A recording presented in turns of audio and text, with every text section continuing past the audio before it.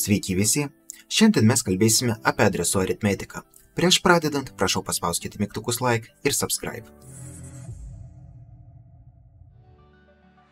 Vėl pradėsime nuo C++ ir pažiūrėsime, kaip atrodo masyvas C++ kalboje. Tai pažiūrėsime, kokie pas mus yra adresai ir kokios ten saugomos reikšmės. Ir iškart galim pamatyti, kad adresai eina iš eilės. Bet skirtumas tarp adresų yra 4 baitai. Būtent dėl to, kad intas ir užima pas mus 4 baitus. Jeigu aš nurodysiu, kad masyvas pas mane bus short tipo, tai aš matysiu 2 baitų skirtumą. Jeigu nurodysiu, kad char tipas pas mane bus, man reikės padaryti papildomą kastą, tam, kad neįvyktų error. Čia yra niuansas C++ kalbos. Ir mes matysime, kad adresų skirtumas jau yra 1 baitas. Būtent dėl to, kad C++ kalboje char tipas užima 1 baitą, o ne taip kaip C# 2 baitus. Iš to mes galim padaryti išvadą, kad elementai masyve eina iš eilės. Ir masyvas tai tam tikras gabalas atminties, kur ir yra saugomi visi elementai.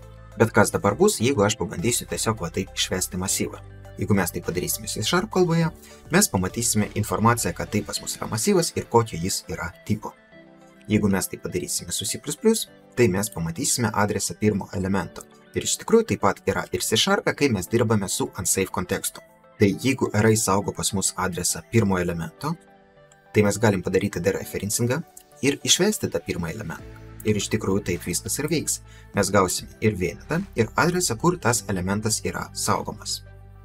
Ir dabar mes prieiname prie adresų aritmetikos. Tai array pas mus saugo adresą pirmo elemento, tai mes prie array galim pridėti skaičių, pasakyti, o kiek žingsnių per atmintį mes norim padaryti. Tai mes pasakysime, kad norim tarkim padaryti 2 žingsnius per atmintį. Paliksim tą forą, kuris pas mus buvo, ir pažiūrėsime, o ką mes gausime. Ir taip pat padarysime dereferencingą tos reikšmės. Ir paleidus kodą, mes matome, kad mes gavome 3 elementą. Tai pridėjus dvejetą prie mūsų pradinio adreso, mes gavome adresą 3 elemento. Ir jums tai gali atrodyti keistai, nes baitų skirtumas pas mus yra 4, mes pridėjome dvejetą ir kažkodėl padarėme šaliuką per 8 baitus. O viskas yra dėl to, kad mes nurodome, kiek kartų per intą mes turime praeiti. Tai jeigu intas sudarytas iš 4 baitų, tai mes 2 kartus po 4 baitus ir turime praeiti. Jeigu čia pas mus bus short tipas, tai mes padarysime 2 kartus žingsnį po 2 baitus. Tai peršoksim per 4 baitus ir matysime jau C elementą. Ir atlikus dereferencingą to adreso, mes ir gaunam tą elementą. Ir iš tikrųjų per forą mes galim praeiti tokiu būdu.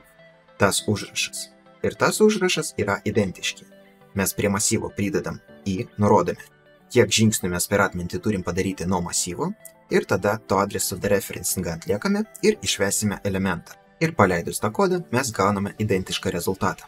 Ir dabar jūs tikriausiai suprantate, kodėl indeksacija prasideda nuo 0, o ne nuo vieneto. Tai skaičius, kuris nurodo, kiek žingsnių per atmintį mes turime padaryti, tam, kad paimti atitinkamą elementą. Jeigu pats array saugo adresą pirmo elemento ir mes norime paimti antrą elementą, tai turime vieną žingsnį padaryti. Ir iš tikrųjų tą masyvą mes galim išsaugoti į pointerį. Tai aš galiu sukurti short tipo pointerį, pasakyti, kad va, jis pas mane bus ir norėsiu praeiti per tą masyvą, jau naudojant tą ptr. Arba tą pointerį mes iškart galime sukurti viduj forų. Tai kaip čia pas mus viskas veikia. Mes eisime per tą forą tol, kol saugomas adresas nesutampa su adresu elemento, kuris eitų po šio paskutinio elemento. Tai kai mes prieisime prie elemento, kuris neegzistuoja, prie to adreso, kur jis galėtų būti, mes turėsime sustoti ir išeiti iš šio ciklo. Ir darome tą patį, printinam pointerį ir po to atliekam dereferencingą pointerių ir irgi išvedam tą informaciją. Ir paleidus tą kodą mes vėl gaunam identišką rezultatą. O dabar padarysime įdomesnį dalyką. Jeigu indeksas, kurį mes čia rašome, tai tiesiog kiekis žingsnių per atmintį, kuriuos mes turime padaryti, tai jei tas skaičius yra teigiamas, mes per atmintį einame į priekį. Bet jeigu tas žingsnis yra neigiamas, mes einame atgal per atmintį. Tai ir pabandysime tai realizuoti, pažiūrėsime, ar toks variantas pas mus veiks. Tarkim, pasakysime, kad mes saugosim adresą mūsų 4 elemento, pabandysime išvesti tiesiog pointerį, o po to padarysime kitą dalyką. Parašysime tai tokiu būdu, arba parašysime naudojant indeksus, nes kaip mes jau išsiaiškiname, tas užrašas tai lygiai tas pats, kas ir parašyti -2 tarp kvadratinių skliaustų. Ir matome, kad jeigu mes norime išvesti tiesiog pointerį, tai mes gauname 4 elementą, tą adresą, kuris ir turėjo ten būti. Bet jeigu nuo to adreso mes padarysime 2 žingsnius atgal, tai matysime jau antrą elementą, matysime jau dvejetą. Na ir vienas ir kitas išvedimo būdas mums tą rezultatą ir rodo. Ir lygiai tą patį kodą, kuris pas mus buvo čia parašytas naudojant C++, bus dabar perrašytas su C#. Bet čia yra vienas niuansas, apie kurį mes kalbėjome, kai pas mus buvo pamoka apie garbage collectorių. Mes turime parašyti raktažodį fixed, kad viskas pas mus veiktų. Apie tai, ką reiškia fixed, mes kalbėsime kitos pamokos metu.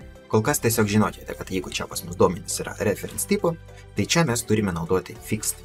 Tai paleidus taip kodą mes kaip ir galim išvesti adresą ir matome, kad keičiasi jis po 4 baitus, jeigu pas mus yra int tipas, bet čia reikia tada papildomai žaisti su kastu. Su C++ tai atrodo truputį patogiau ir reikia daryti papildomą konvertaciją į X formatą. Na ir čia padarysime papildomą dereferencingą ir pamatysime, kad tikrai gauname tą elementą, kuris mums ir buvo reikalingas. Tai 1, 2, 3, 4 ir 5. Pas mus čia ir išeina. Viskas kaip ir tvarkoj. Na ir čia galim prasukti tą patį forą. Pasakysime, kad pas mus bus pointeris. Mes ten priskirsime mūsų adresą pradinio elemento ir eisime tol, kol nepasieksime adreso, kuris pas mus nesaugo jokio elemento. Ir kaip jūs vėl matote, atsakymai pas mus pilnai sutampa. Na ir dar pavyzdys su neigiamais indeksais. Tai mes išsaugosim čia vidurinį elementą, jo adresą ir mes lygiai taip pat kaip C++ kalboje bandysime pasiekti elementus pagal neigiamą indeksą. Ir kaip jūs matote, mums tai gerai išeina. Tai tokiu būdu mes galim daryti žingsnius per atmintį ir nesvarbu, koks pas mus bus tipas. Jeigu mes nurodysime, kad dirbsime su long tipu, tai čia visur keičiam pointerius į long ir irgi viskas veiks. Tik žingsniai dabar pas mus bus jau po 8 baitus. Jeigu sakysime, kad tai byte masyvas, nurodome visur baitą ir žingsniai eina irgi po 1 baitą. Na ir dėl įdomumo sukursime struktūrą. Sukursime pointą ir sukursime trikampį, kuris saugo 3 pointus. Realizuosime kiekvieną tašką ir pereisim prie unsafe bloko. Čia mes sukursime float pointerį ir pasakysime, kad paimsime adresą mūsų x reikšmės iš pirmo taško, iš mūsų trikampio. Pasakysime, kad padarysim 6 žingsnius arba galim naudoti size of, tam, kad paimti dydį mūsų trianglo. Tai dėl to, kad jis saugo 3 pointus, kiekvienas pointas pas mus užima 8 baitus, tai bendras dydis bus 24, o floatas užima 4 baitus. Tai 24 padalinti iš 4 išeina 6. Tai mes čia padarysime 6 žingsnius. Ir tą x mes printinsime. Nurodysim, galėsime nurodyti, koks jis pas mus yra.